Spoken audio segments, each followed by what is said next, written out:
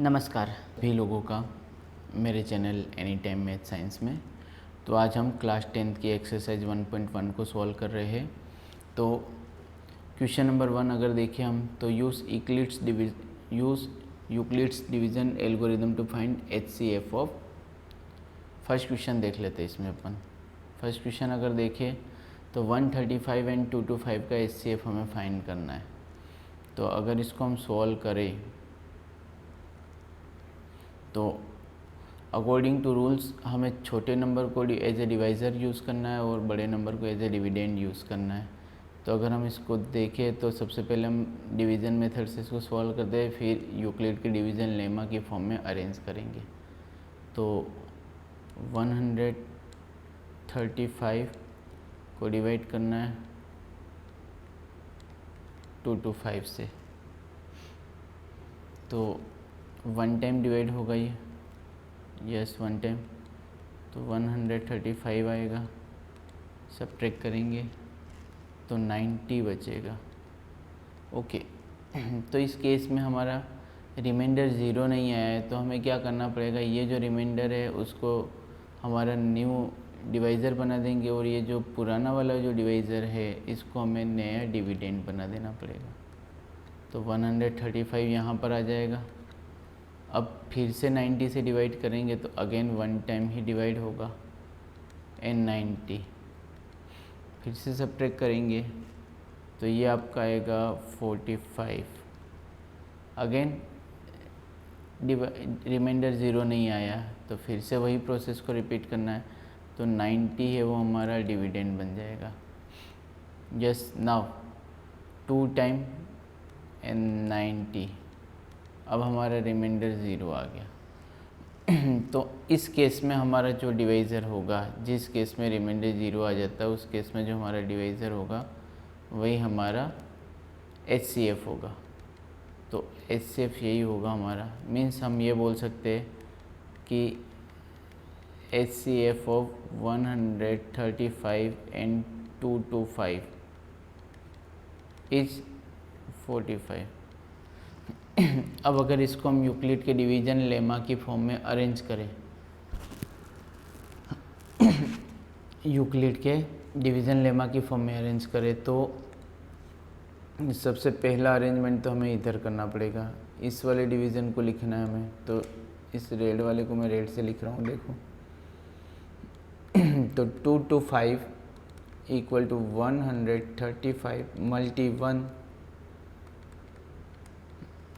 Plus 90। फिर दूसरा division हमें इसको लिखना है, ये जो मैं ब्लू पेन से लिख रहा हूँ। तो क्या आ जाएगा 135 equal to 90 multi 1 plus 45। Yes. और तीसरा डिवीज़न ये जो मैं ब्लैक से कर रहा हूँ, ये वाला लिखेंगे तो कितना आ जाएगा 90 इक्वल्स टू 45 मल्टी 2 प्लस 0। तो इस केस में ये जो हमारा डिवाइज़र है 45, यही हमारा रिक्वायर्ड HCF होगा। ओके तो हमने यहाँ पर फर्स्ट क्वेश्चन सॉल्व कर लिया है। ओके नाउ फर्स्ट क्वेश्चन के सेकंड पार्ट की ओर बढ़ते हैं। तो यहाँ पर भी हमें वही छोटे नंबर को डिवाइज़र लेना और बड़े नंबर को डिविडेंड लेना है। तो 196 को हमने एज ए डिवाइज़र लिया है और 38220 को डिविडेंड लिए। तो अब अगर हम 196 से डिवाइड करें तो ये 195 टाइम सीधा जाएगा और ये 38220 सीधा आ जाएगा और सब्ट्रैक्ट करने पर यहाँ पर 0 हो गया। तो ये क्वेश्चन तो पहले ही स्टेप में सॉल्व हो चुका है। ये क्वेश्चन हमारा पहले ही स्टेप में सॉल्व हो चुका है। तो इसको अगर हम यहाँ पर हम रिक्वायर्ड HCF देखें तो 196 ही आएगा, 196 ही हमारा HCF होगा। और इसको अगर यूक्लिड के डिवीज़न लेमा की फॉर्म में लिखे तो 38220 इक्वल टू 196 मल्टी 195 प्लस 0। तो इस केस में हमारा 196 है वो हमारा HCF होगा। चलो अब हम थर्ड क्वेश्चन की ओर बढ़े। इसी का थर्ड क्वेश्चन, फर्स्ट के थर्ड को अगर हम ध्यान से देखें तो अगेन हमें क्या करना है, देखो छोटे नंबर को डिवाइज़र लेना है, तो इस बार 255 हमारा डिवाइज़र होगा और जो बड़ा नंबर है 867 वो हमारा डिविडेंड होगा। तो 255 से डिवाइड करें तो 3 टाइम्स डिवाइड होगा ये, और कितना आएगा 765। सब्ट्रैक्ट करेंगे तो 102 आ जाएगा। अगेन रिमाइंडर 0 तो आया नहीं, फिर से प्रोसेस रिपीट करनी पड़ेगी, तो 255 आ जाएगा और 102 से 2 टाइम डिवाइड होगा ये, और ये आ जाएगा 204। नाउ अगर हम सब्ट्रैक्ट करें इसको तो बचेगा यहाँ पर 51 और इधर अगेन 102, और फिर 51 से तो ये 2 टाइम जाएगा और 102 आ जाएगा, और सब्ट्रैक्ट करने पर अगेन 0 आ गया। तो 51 हमारा रिक्वायर्ड क्या हो जाएगा, HCF हो जाएगा। तो इसको अगर हम यूक्लिड के डिवीज़न लेमा की फॉर्म में लिखें तो पहली स्टेप हमारी ये वाली होगी, इसको लिखना पड़ेगा हमें, तो इसको इधर लिख रहा हूँ मैं।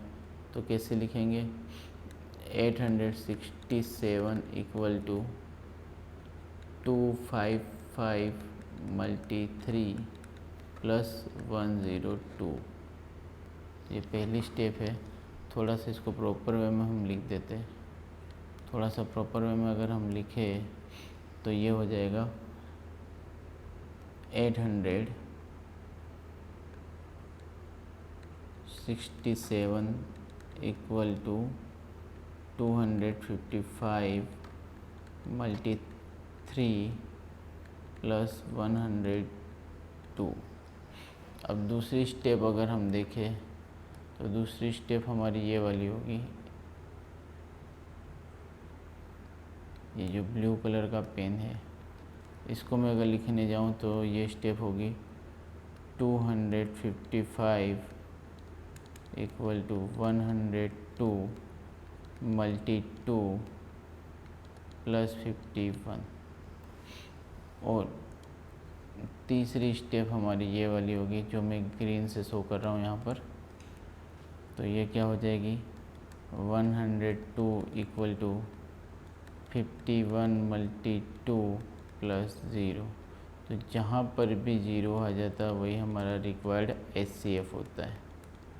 तो हमने यहाँ पर HCF निकाल दिया। तो मैं ऐसा लिख सकता हूँ कि HCF of 867 and 255 equal to 51। तो इस तरीके से हमारा फर्स्ट क्वेश्चन यहाँ पर ख़त्म होता है। अब हम सेकंड क्वेश्चन की ओर बढ़े। सेकंड क्वेश्चन क्या बोल रहा है, so that any positive odd integer is of the form of 6q + 1, 6q + 3 and 6q + 5 where q is some integer. तो अगर हम इसको देखें तो यूक्लिड का डिवीज़न लेमा क्या बोलता है कि a = bq + r होता है, a = bq + r होता है। ये यूक्लिड का डिवीज़न लेमा बोलता है। ठीक है, इसमें a हमारा डिविडेंड है, b हमारा डिवाइज़र है, q क्वोशिएंट है और r रिमाइंडर है। जहाँ पर r की वैल्यू क्या होती, जहाँ पर r की वैल्यू b से हमेशा छोटी होगी और r की वैल्यू 0 के बराबर या 0 के इक्वल हो सकती है। ठीक है, तो अगर हम इस क्वेश्चन में देखें 6q + 1, 6q + 3 और 6q + 5, तो यहाँ पर हमें b की वैल्यू जो दिख रही है वो 6 दिख रही है। तो b की वैल्यू अगर हम यहाँ पर 6 रखें तो a की वैल्यू क्या क्या पॉसिबल हो सकती है वो देखें। तो a की पॉसिबल वैल्यूज़ को अगर हम देखें, पॉसिबल वैल्यूज़ ऑफ a, तो क्या होती 6q। देखो यहाँ पर a की पॉसिबल वैल्यूज़ लिखने से पहले मैं देखूँ यहाँ पर अगर b की वैल्यू 6 है तो r की पॉसिबल वैल्यूज़ क्या होती है। देखो r की वैल्यू क्या लिखेंगे हम, <6 और > = 0। ये तो हमारी r की वैल्यू आ जाएगी यहाँ पर। तो मैं यहाँ से इस इक्वेशन को अगर इस इनइक्वलिटी को सॉल्व करूँ तो आर की क्या क्या पॉसिबल वैल्यूज़ होगी। आर की वैल्यू 0 हो सकती है, 1 हो सकती है, 2 हो सकती है, 3 हो सकती है, 4 हो सकती है एंड 5 हो सकती है। 6 नहीं हो सकती क्योंकि आर की वैल्यू 6 से हमेशा छोटी होगी। तो अगर इस हिसाब से हम देखें तो आर देखो, तो ए की पॉसिबल वैल्यूज़ क्या होगी। तो ए की पहली पॉसिबल वैल्यूज़ हम यहाँ पर लिखें तो ए की पहली possible value a equals to 6q + 0, ठीक है। तो 6q + 0 का मतलब तो ये होता है कि ए इक्वल टू 6q, यह ए की पहली पॉसिबल वैल्यूज़ है, मतलब आर की जगह हमने 0 पुट किया। दूसरी पॉसिबल वैल्यूज़ क्या होगी ए की, कि ए इक्वल्स टू 6q + 1, ये दूसरी पॉसिबल वैल्यूज़ है। तीसरी पॉसिबल वैल्यूज़ क्या होगी, ए इक्वल्स टू 6q + 2, तीसरी पॉसिबल वैल्यूज़ आ गई। चौथी पॉसिबल वैल्यूज़ देखें तो क्या होगी, A equals to 6q + 3। Next possible values क्या होगी, हम आर की वैल्यू को रिप्लेस करते हुए जा रहे हैं।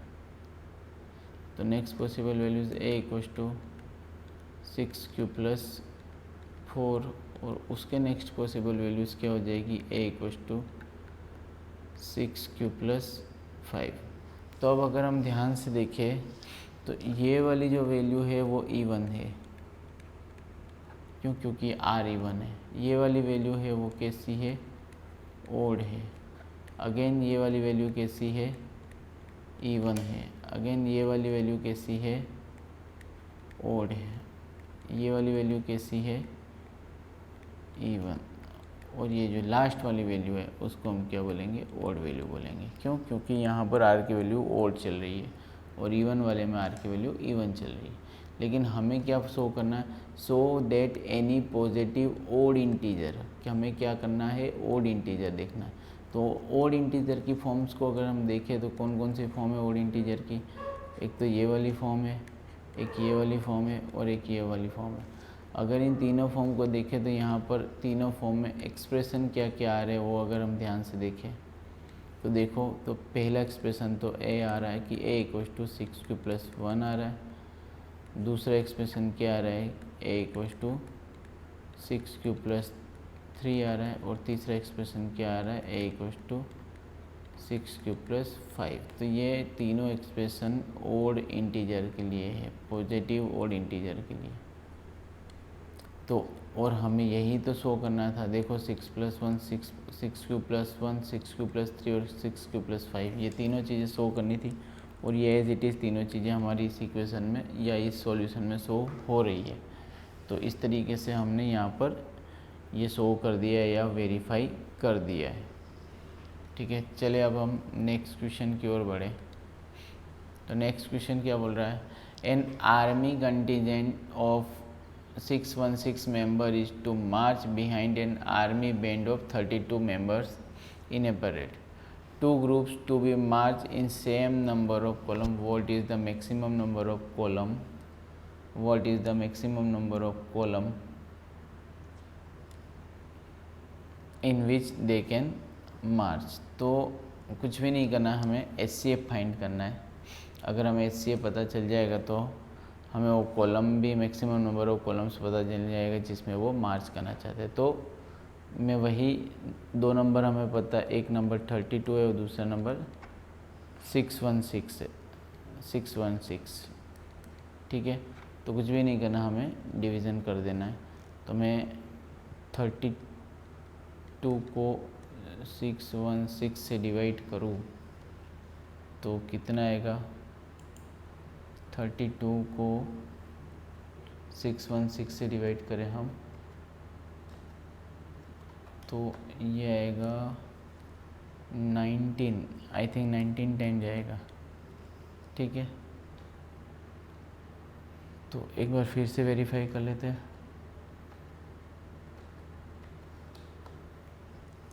तो अगर हम 19 टाइम डिवाइड करें तो ये आ जाएगा हमारा 608, ये आ गया हमारा 608। तो सब्ट्रैक्ट करने पर कितना बचेगा, 8 बचेगा, ठीक है, 8 बचेगा और इधर से आ जाएगा 32। तो अगर हम इसको देखें तो ये 4 टाइम डिवाइड होगा और इधर 32 आ जाएगा, सब्ट्रैक्ट करने पर 0 आ गया, और जैसे ही 0 आ गया तो 8 हमारा ये जो है हमारा रिक्वायर्ड HCF है। तो मैक्सिमम नंबर ऑफ कॉलम की बात करें, अगर मैं हम बोले मैक्स नंबर ऑफ कॉलम, तो कितने हो जाएंगे, 8 कॉलम हो जाएंगे, ठीक है। तो यहाँ पर हमें समझ में आ गया कि वो 8 कॉलम्स होंगे। अब नेक्स्ट क्वेश्चन देखें। हाँ, तो क्वेश्चन नंबर 4 में अगर हम देखें तो क्वेश्चन नंबर 4 क्या बोलता है, use Euclid's division lemma to show that the square of any positive integer is either of the form 3m and 3m+1। या तो 3m होना चाहिए या 3m+1 की फॉर्म का ही होना चाहिए, ठीक है। तो चलो सॉल्व करते हैं इसको। तो सबसे पहले तो यहाँ पर 3m और 3m+1 से हमें b की वैल्यू 3 नज़र आती है। तो अगर हम यहाँ पर b की वैल्यू देखें सो b = 3। चलो b अगर 3 है तो इससे हमें r की वैल्यू भी पता चल जाएगी। तो r की वैल्यू 3 से छोटी होगी और 0 के इक्वल या उससे बड़ी होगी।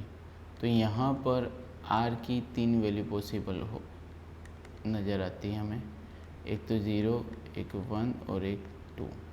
तो ये तीनों वैल्यू r की हो सकती है। तो चलो अगर हम r की वैल्यू पहली वैल्यू उठाते हैं फॉर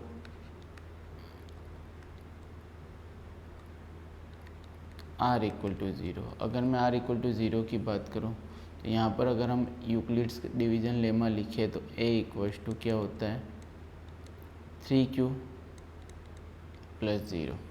नाउ इसने क्या बोला, स्क्वायर करना है हमें, स्क्वायर पॉजिटिव इंटीजर का स्क्वायर 3m की फॉर्म का होना चाहिए। तो देखिए, तो मैं पहले स्क्वायर कर देता हूँ।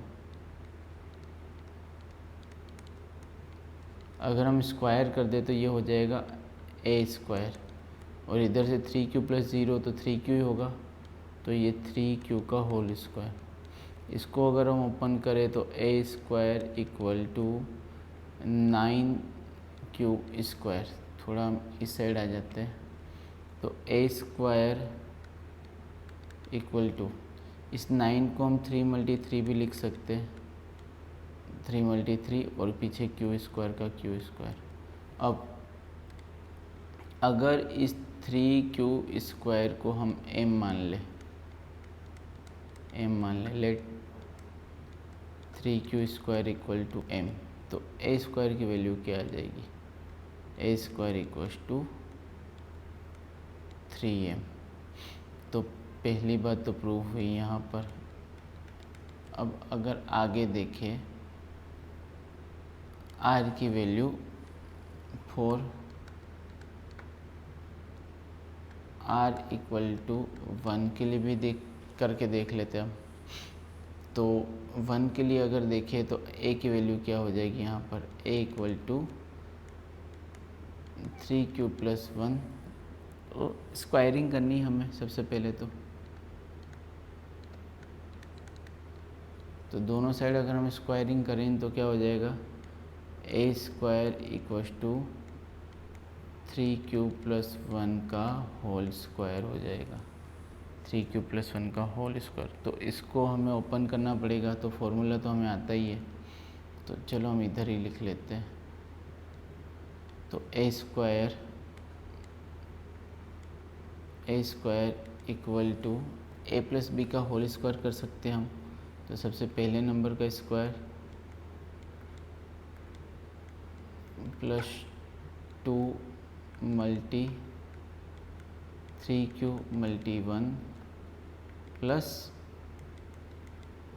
1 का स्क्वायर, ठीक है, यहाँ तक ठीक है।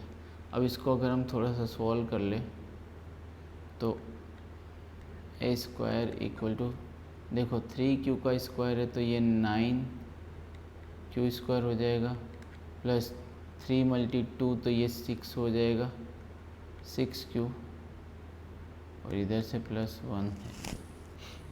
ओके, चलो,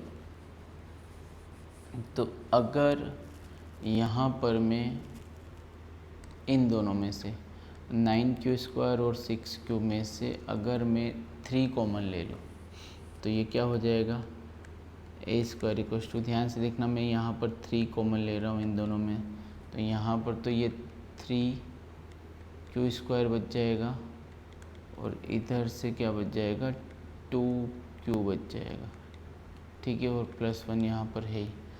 अब अगर हम ध्यान से देखें तो ये जो अंदर जो कॉमन लेने के बाद ये जो अंदर बचा है, ये जो डिजिट बची, इसको मैं m मान लूँ तो क्या हो जाएगा, late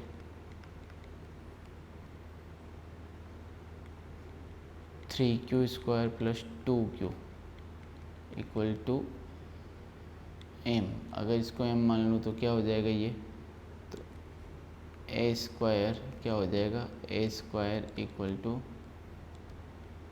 3m + 1, a² equal to 3m + 1। तो देखो इक्वेशन नंबर 2 से भी जो क्वेश्चन में बोला गया वो बात प्रूव होती है, इक्वेशन नंबर 1 से भी होती है, 2 से भी होती है। अब अगर हम बात करें r इक्वल टू 2 के लिए, तो चलो यहाँ पर थोड़ी नीचे जगह बची, वहाँ पर ही सोल्व कर लेते हैं। तो 4r इक्वल टू 2, तो कुछ भी नहीं, यूक्लिड का डिवीज़न लेमा लिखना पड़ेगा, a इक्वल्स टू 3q + 2। आगे क्या करना है, स्क्वायरिंग करनी, स्क्वायरिंग बोथ साइड, ठीक है। आप लोग जब भी लिखे तब स्क्वायरिंग बोथ साइड करना, मैं खाली आपको समझाने के लिए लिख रहा हूँ। तो जैसे स्क्वायरिंग बोथ साइड करेंगे तो इधर a² हो जाएगा और इधर से 3q + 2 का होल स्क्वायर हो जाएगा। अब अगर हम इसको फर्दर सॉल्व करें तो कैसे करेंगे, देखिए ये a² का a² इक्वल टू, तो यहाँ पर 3q का whole square + 2 multi 3q multi 2 + 2 का होल स्क्वायर, ठीक है। अब इसको अगर हम सॉल्व करें थोड़ा सा तो a² equals two equal to क्या हो जाएगा, 3q का स्क्वायर हो जाएगा, तो ये क्या हो जाएगा 9q² प्लस, अब ये 2 × 3q × 2 है तो 2 3 जा 6 और 6 2 जा 12, है ना। तो ये हो जाएगा आपका 12q + 2 का स्क्वायर 4, ठीक है। अभी यहाँ पर थोड़ी सी जगह हम यहाँ पर ही सॉल्व कर देंगे। तो देखिए हम यहाँ पर अब इसको सॉल्व करके देखें तो सबसे पहले हमने क्या किया, a² इक्वल टू, देखो इसको पूरे को सॉल्व किया, 9q² + 12q + 4 आया। फिर अब हम इसको थोड़ा सा अरेंज कर रहे हैं तो क्या हो जाएगा, 9q² + 12q, इस 4 को मैं 3 + 1 लिखने की कोशिश कर रहा हूँ। ये जो लास्ट वाला 4 है ना, इसको मैं 3 + 1 लिखने की कोशिश। अब ये जो 3 टर्म्स है, इन 3 टर्म्स में से मैं 3 कॉमन लेता हूँ तो क्या होगा, a² इक्वल टू 3 तो कॉमन आ जाएगा, तो बचेगा क्या, इधर से 3q², इधर से 4q और इधर से 3 तो पूरा कॉमन आ गया तो 1, ठीक है, और +1 पीछे बच गया। अब अगर हम ये जो ब्रैकेट में है इसको m मान ले, late 3q² + 4q + 1 equal to m मान लूँ मैं अगर इसको, तो यहाँ लिख रहा हूँ मैं ऊपर की साइड में, तो क्या हो जाएगा, थोड़ी सी जगह कर लेते हैं हम। तो ये पूरा प्रोसेस हम अब यहाँ लिखेंगे। तो देखो इसको अगर m मान लेंगे तो a² इक्वल टू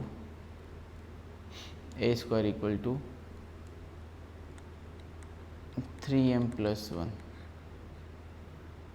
और इसको हम बोल सकते हैं इक्वेशन नंबर 3। तो इक्वेशन नंबर 1, इक्वेशन नंबर 2 और इक्वेशन नंबर 3 से हम ये शो कर पा रहे हैं कि किसी भी नंबर का जो स्क्वायर होता है, पॉजिटिव इंटीजर का स्क्वायर, वो या तो 3m की फॉर्म का होगा या 3m+1 की फॉर्म का होगा। तो यहाँ हमने इस तरीके से इस क्वेश्चन को प्रूव कर दिया है, बहुत इजी तरीके से प्रूव किया है। चलो अब हम नेक्स्ट क्वेश्चन की ओर बढ़े। तो नेक्स्ट क्वेश्चन क्या बोलता है, use Euclid's division lemma to show that the cube of any positive integer is of the form of 9m, 9m+1 और 9m+8। अब क्यूब की बारी आ गई है, ठीक है। तो है तो बहुत इजी, ठीक है। तो करना क्या है, देखो, तो सबसे पहले किसी भी नंबर का क्यूब की बात हो रही, किसी भी नंबर का क्यूब होता है ना, वो 9m या 9m+1 या 9m+8 की फॉर्म का ही होता है, ठीक है।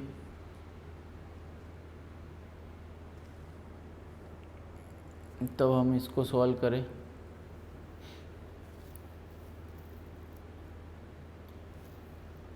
तो यहाँ पर हमें जो यूक्लिड का डिवीज़न लेमा होता है a=bq+r वाली फॉर्म, तो यहाँ पर जो b की वैल्यू होगी, वो हमें 3 लेनी पड़ेगी। क्यों? तभी तो इसका क्यूब होगा वो 9 के आसपास आएगा, 9 या 9m+1 या 9m+8। तो अगर हम b 3 लेते हैं तो इससे हमारी r की वैल्यू रेस्ट्रिक्ट हो गई। r की वैल्यू हमें पता चल जाएगी कि r की वैल्यू क्या होगी। r की वैल्यू या तो 0 होगी या 1 होगी या 2 होगी, ठीक है। तो अब यहाँ पर r की वैल्यू या तो 3q करनी है या 3q+1 करनी है या 3q+2 करनी है, और फिर इनका स्क्वायर ये क्यूब करते जाना है। तो अब देखो क्यूब करें हम, तो अगर मैं 4r=0 के लिए करूँ तो a=3q+0। अब इनका क्यूब करना है तो a³ 3q का क्यूब, तो a³ = 3 का क्यूब 27 होता है और क्यूब का क्यूब कर दिया हमने। इस 27 को हम थोड़ा सा ब्रेक करें तो a= क्या हो जाएगा, मैं इसको 9×3 कर दूँ तो कोई प्रॉब्लम है क्या? नहीं है कोई प्रॉब्लम। 9×3 भी सेम ही चीज़ होती है, 27 ही होता है 9×3। तो ये तो आ गया हमें। अब अगर हम लेट 3q का क्यूब, इसको मैं मान लेता हूँ m, तो अगर हम यहाँ पर लिखें तो a³ की वैल्यू क्या हो जाएगी, 9m। तो देखो पहली बात हमने प्रूव कर दी कि या तो 9m की फॉर्म का होगा या 9m+1 की फॉर्म का होगा या 9m+2 की फॉर्म का होगा, ठीक है। अब दूसरी बात 4r=1 के लिए अगर देखूँ मैं तो a=3q+1 का स्क्वायर नहीं, क्यूब करना है हमें, क्यूब नहीं अभी, ठीक है। तो अब हमें क्या करना है, क्यूब करना है बोथ साइड, दोनों साइड क्यूब करना है। तो क्या हो जाएगा, a³ 3q+1 का क्यूब। तो फॉर्मूला आप लोगों को क्यूब का आना चाहिए, अगर नहीं आता है तो आप लोग ये क्वेश्चन नहीं कर पाएंगे। तो देखिए मैं यहाँ पर लिख देता हूँ, a+b का होल क्यूब होता है तब क्या होता है कि ए का क्यूब प्लस बी का cube plus 3a² b plus 3ab²। इस तरीके से इसको सॉल्व किया जाता है। चलो अब अगर हम यहाँ पर ध्यान से देखें तो मैं इस यहाँ पर लिखूँगा तो a³ इक्वल टू सबसे पहले 3q का क्यूब प्लस 1 का क्यूब प्लस 3 मल्टी a², मतलब 3q का स्क्वायर मल्टी 1 और प्लस 3 मल्टी 3q मल्टी 1 का स्क्वायर। तो अब इसको अगर हम सॉल्व करें a³ इक्वल टू, तो ये क्या हो जाएगा 27q का क्यूब प्लस 1 का क्यूब तो 1 ही होता है। अब 3 × 3q², तो इसको अपन क्या लिख सकते हैं 27, है ना, क्योंकि 3 का स्क्वायर 9, 9 3 या 27 q² प्लस इसको क्या लिख सकते हैं 3 3 जा 9q और 1 का स्क्वायर तो 1। अब इसको थोड़ा सा रीअरेंज कर ले तो a³ equal to 27q³ plus 27q² plus 9q और प्लस 1। तो यहाँ से हम 9 कॉमन ले लें, अगर मैं यहाँ से 9 कॉमन ले लूँ तो अंदर क्या बच जाएगा, अंदर 3 बच जाएगा, 3q³ प्लस इधर 9 कॉमन आ जाएगा, इधर भी 3q² प्लस इधर तो q बच जाएगा और लास्ट में इधर 1 बच जाएगा।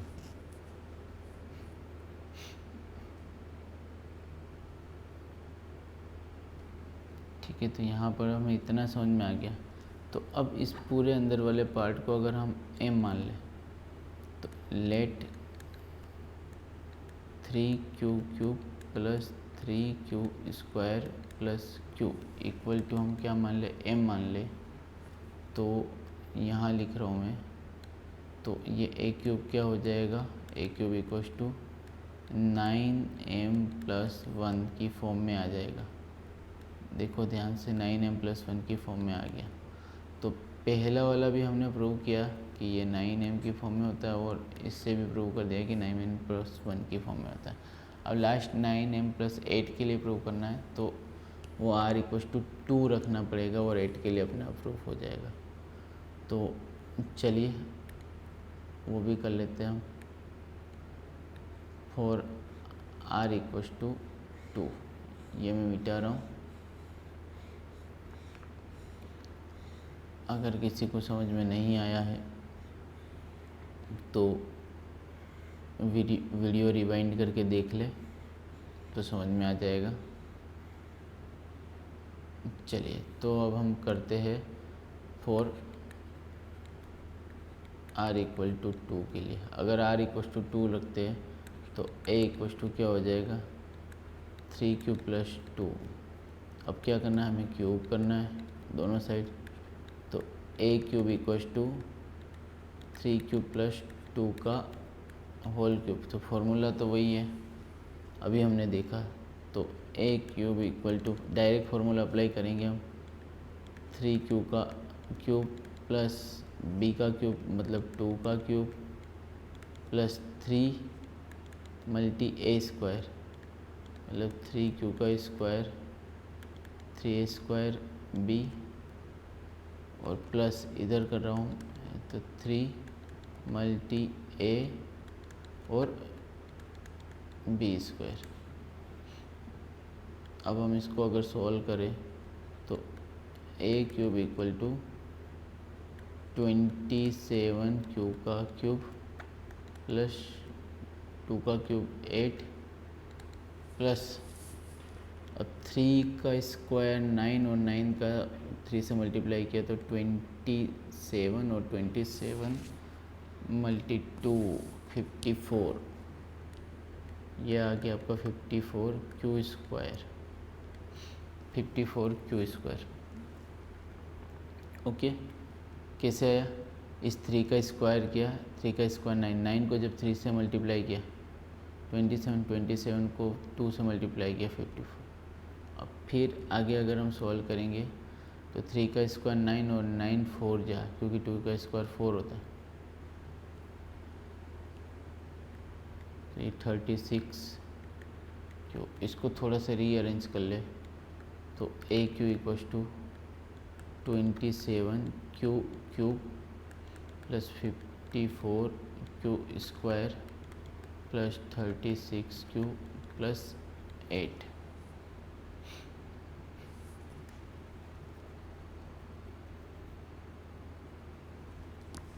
यहाँ से अगर हम 9 कॉमन ले लें तो ए क्यूब इक्वल्स टू 9 मल्टी, इधर से 3 क्यूब क्यूब हो जाएगा, इधर से यहाँ से 6 क्यू स्क्वायर हो जाएगा वो 36, तो इधर से 4 क्यू आ जाएगा और इधर से प्लस 8 बचेगा। अब अगर हम इस पूरे को m मान लें, let 3 q cube plus 6 q square plus 4 q equal to m, तो ये a क्यूब क्या आ जाएगा 9m प्लस 8। तो देखो r की वैल्यू 0 के लिए 9m आया, r की वैल्यू 1 के लिए 9m प्लस 1 आया और r की वैल्यू 2 के लिए 9m प्लस 8 आ चुका है। तो इस तरीके से हमने इसको सॉल्व कर दिया या प्रूव कर दिया या वेरीफाइड कर दिया, वेरीफाइड।